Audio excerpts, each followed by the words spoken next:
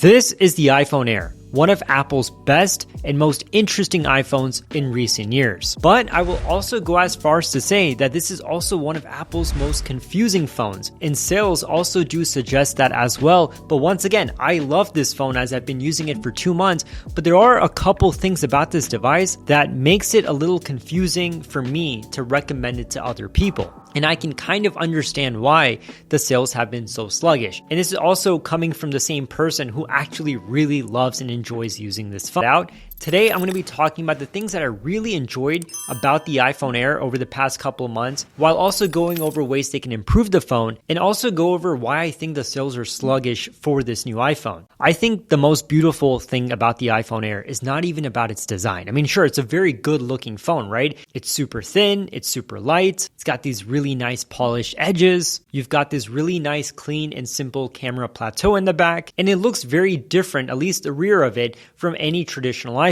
And though it looks really, really nice, the most beautiful thing about the iPhone Air is when you pick it up. It's actually one of those things that you can't really physically see. It's one of those things you have to experience. I'm personally someone who's always liked larger iPhones. Ever since Apple announced the Pro Max versions of their phones, I've always been getting those every single year because I am someone who genuinely enjoys the bigger display. And on top of that, I've always liked the camera upgrades that you got with the Pro series. So that's why I always went for the Pro series, especially the Pro Max.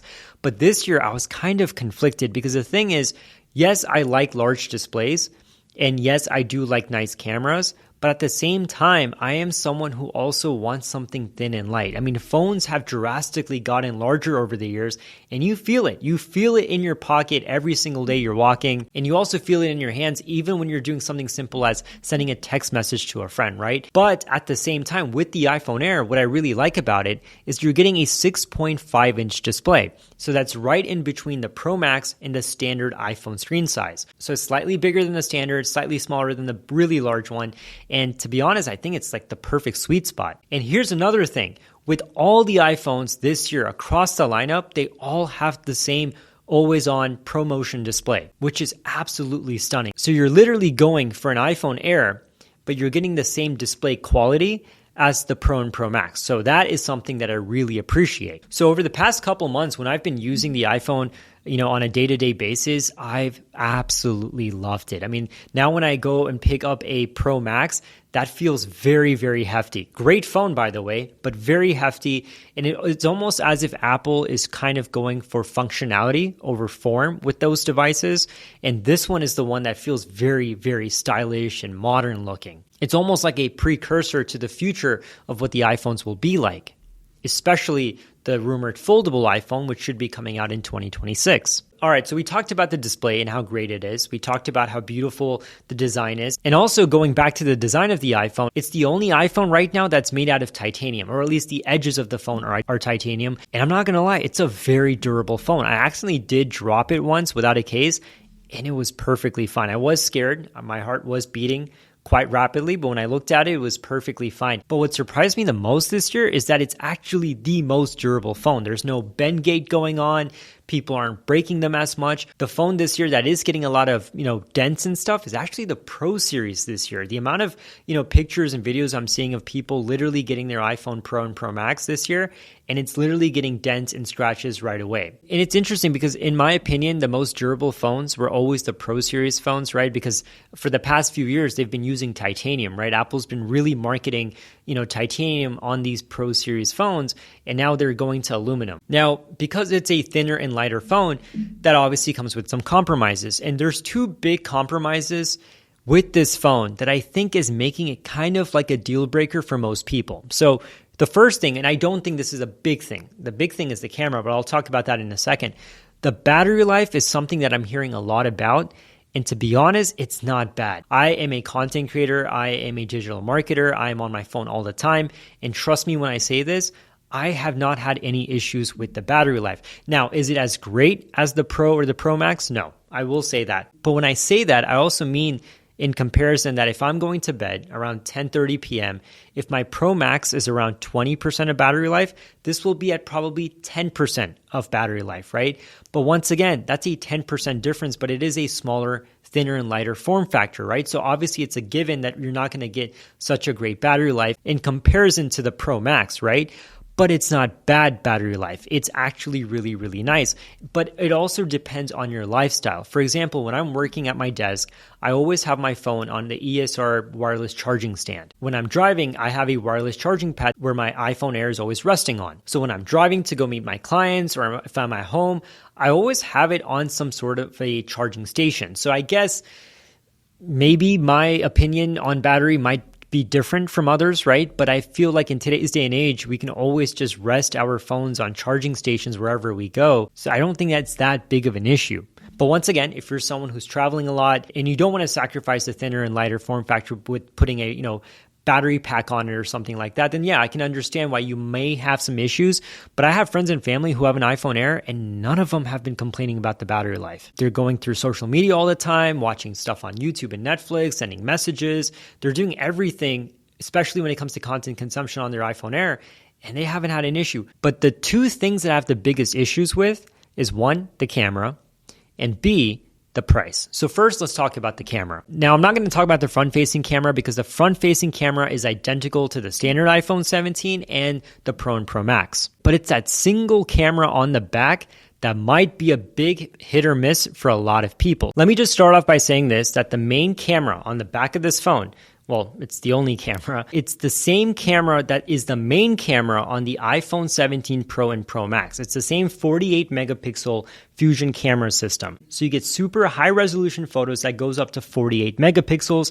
And of course, you can take portrait photos with focus and depth control as well. However, if you're someone who's into macro photography, you're not going to get that with this. But you will if you go for the Pro or even the standard iPhone. And here's my biggest takeaway. This camera takes some amazing pictures. It's literally the same quality between the standard iPhone 17 and the 17 Pro and Pro Max. If you took a picture with all three of these devices, you would not be able to tell a difference between which one is which because it's the same identical camera system. But where you really see the difference is, let's say when you're traveling, right? And you're trying to take pictures of buildings and stuff, you can't zoom as much on this, and there is no ultra wide at all with this phone. So for example, when you go for the iPhone 17 Pro or Pro Max, you get optical zoom options from 0.5 to all the way to 8x. And the optical zoom on the iPhone Air is only 1x and 2x. That's it. And with the standard iPhone, it's also just 1x and 2x, but you also get a 0.5 as well. Once again, that may not make a big difference for a lot of people. A lot of people that I personally know, like friends and family that I've observed,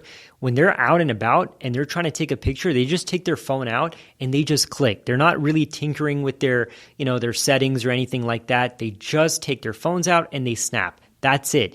And I think most people do that. And if that's the case, you're not going to tell the difference at all between any of the photos, whether you're taking on a Pro or Pro Max or the standard iPhone 17. But as a content creator and someone who travels a lot, I do want to take a lot of shots with the 0.5 camera. I am someone who uses the ultra wide a lot. I am someone who likes to zoom in and out a lot in general. And with the newer 17 Pro and Pro Max, you still get high quality images when you zoom up to 8x. And the max that you can zoom with the iPhone Air is 2x. So once again, that's not a big deal breaker for some people.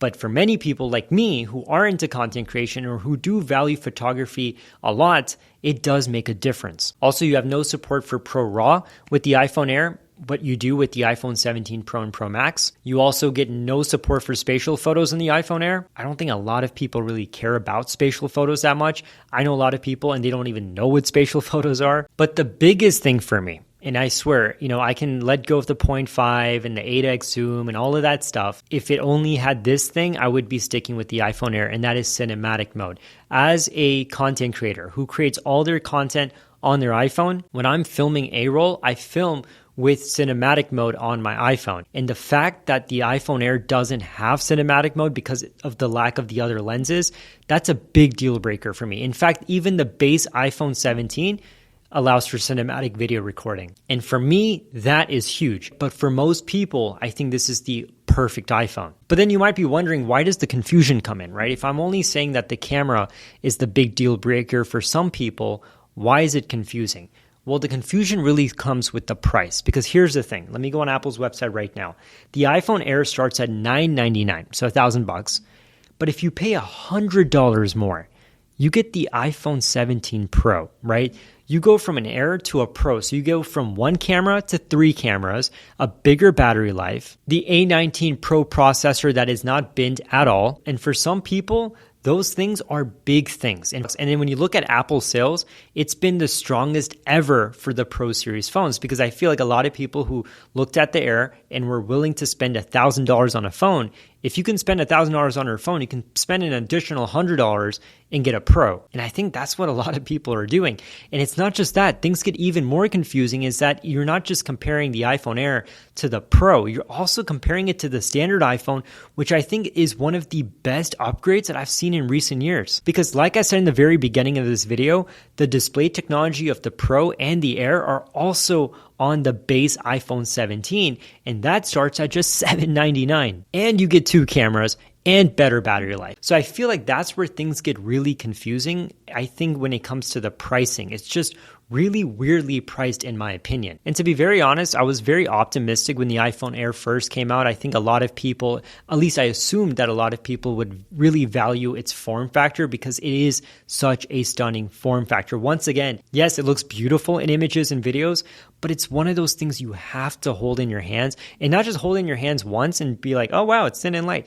Use it on a daily basis and you will feel its impact. And then when you go back to anything else, it's like you're taking a step backwards, because this phone literally feels like the future. And when I see reports of Apple, cutting down the orders of the iPhone Air, it's kind of disheartening. And also when you see that it's struggling with sales, that does hurt, because it is such a great phone. You want it to succeed. I definitely want it to succeed. But at the end of the day, after 2 months of me using the iPhone Air, I have absolutely loved it. I think it's a beautiful phone. Unfortunately for me as a content creator, it's not going to be my daily driver.